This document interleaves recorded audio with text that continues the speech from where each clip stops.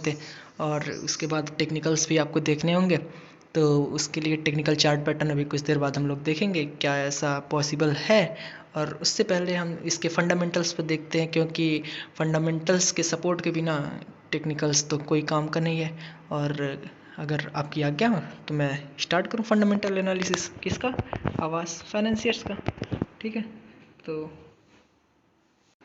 हमने सर्च किया आवास फाइनेंसियर्स और फंडामेंटल डेटा हमारे पास अवेलेबल जो स्क्रीनर पर है वो आ गया, दिखने लगा। और हम पहले बेसिक जानकारी आपको देते हैं कि आप यहाँ पर देखेंगे तो कंपनी का मार्केट कैप जो है 12,660 करोड़ का है।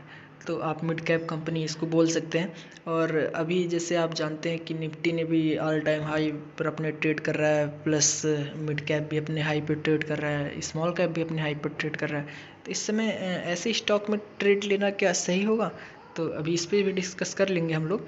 तो सबसे पहले आप देखेंगे कि मार्केट कैप 12,660 है, करंट प्राइस 1600 का है, बुक वैल्यू 500 के आसपास के। ROE ठीक है, ROC ठीक है, ठीक ही बोल सकते हैं, बहुत अच्छा तो नहीं। इंडस्ट्री का भी आपको 15.8 का दिखेगा और स्टॉक का भी आपको 25.8 का दिखेगा। तो ये थोड़ा सा आपको ओवर वैल्यूड दिख सकता है। और यहाँ पर एक जो निगेटिव पॉइंट है वो 26.5% की प्रमोटर की होल्डिंग है। बट क्या ये सच में निगेटिव है, अभी इसके लिए भी पूरा डेप्थ एनालिसिस करेंगे इसका हम भी। और अगर इसका मीडियन पी हम लोग देखने का प्रयास करें, 5 साल का मीडियन पी कितने का रहा है, तो 46.1 का रहा है, समझ रहे हैं। और अभी ट्रेड कितने पे कर रहा है, 25.8 का है। तो हमेशा से स्टॉक जो है वो हाई वैल्यूएशन पे ट्रेड करता हुआ है। अभी उसके नज़रिए से अगर देखा जाए तो 25.8 के हिसाब से आपको अंडर वैल्यूड नज़र आएगा। ठीक है, अगर 10 साल का भी मीडियन पी हम देखने लगे तो 10 साल का मीडियन पी 50 का है, मतलब 10 साल में 50 के मीडियन पी पे ट्रेड करता है। और अभी ट्रेड कर रहा है 25.8 का। तो यहाँ से भी अगर आप देखें कि 50 का जो इसका मीडियन पी 10 साल का रहा है, उस पर भी अगर ये अचीव कर जाता है तो शेयर शॉर्ट पैसा डबल होने के चांसेस दिखते हैं। बट क्या अभी हम कह सकते हैं ऐसा तो चार्ट पे देखने के बाद ही बोलेंगे हम लोग। ठीक है, तो अभी और चलिए देखते हैं इसका क्वार्टरली रिजल्ट देखते हैं अभी जो लेटेस्ट आया है। तो आप यहाँ देखेंगे मार्च 2021 से कंसिस्टेंट ग्रोथ रही है।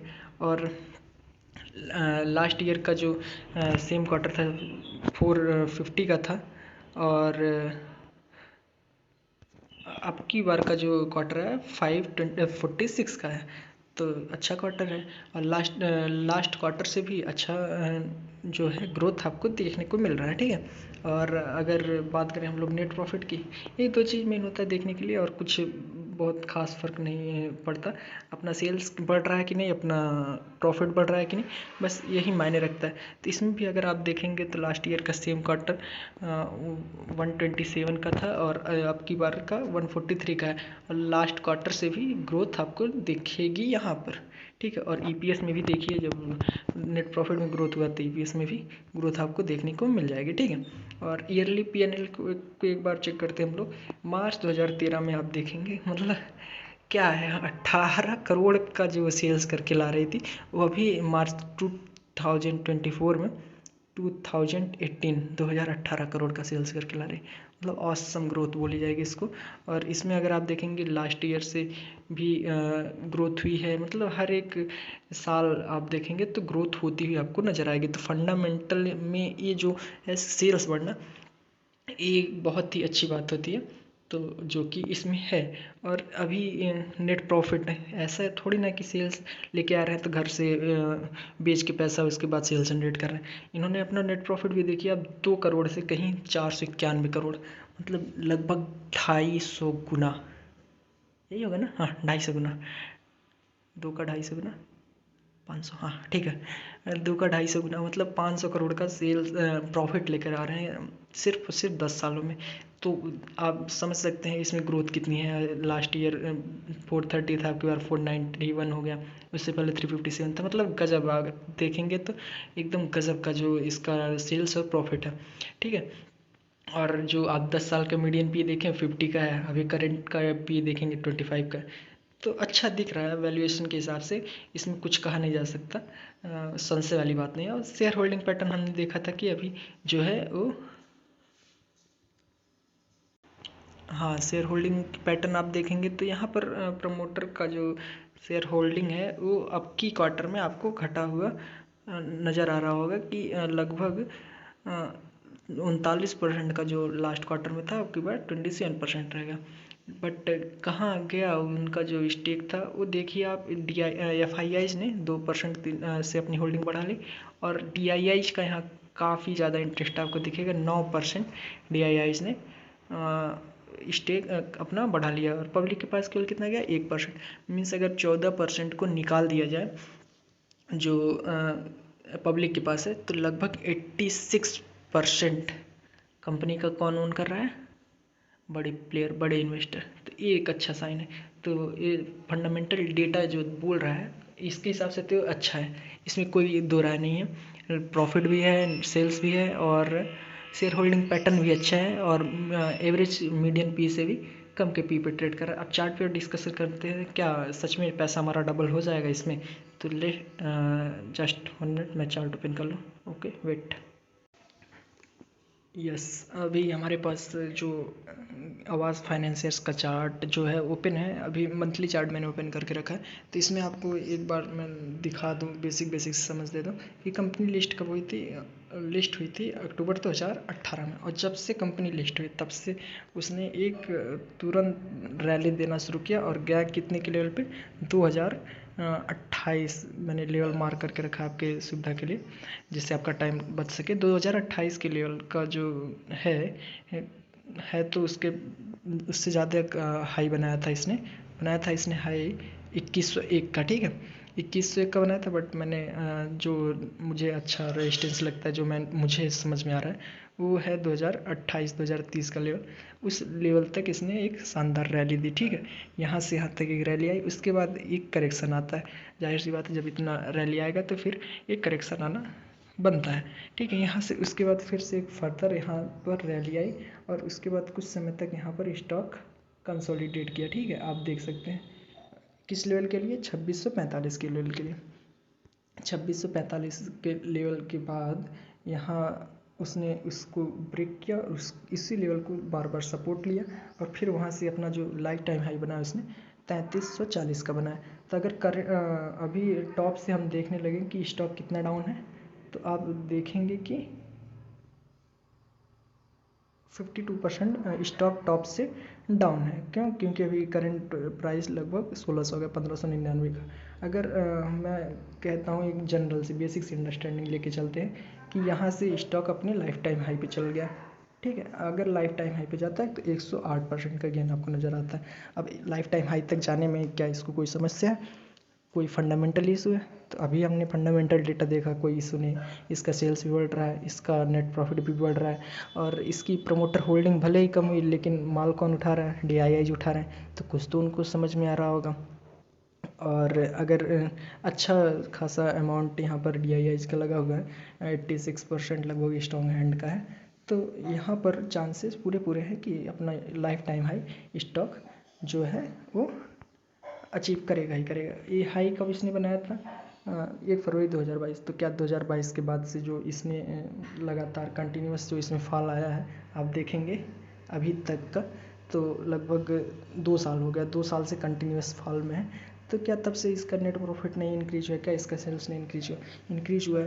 तो पूरे चांसेस है कि यहाँ पर ये जाने वाला है कुछ ही महीनों साल में। अगर मैं कहता हूँ एक अपना पैसा डबल करने के लिए अगर 2 साल लगते हैं, तो कितने का CAGR बनेगा, 40% लगभग प्लस का CAGR बन जाएगा अपना, ठीक है।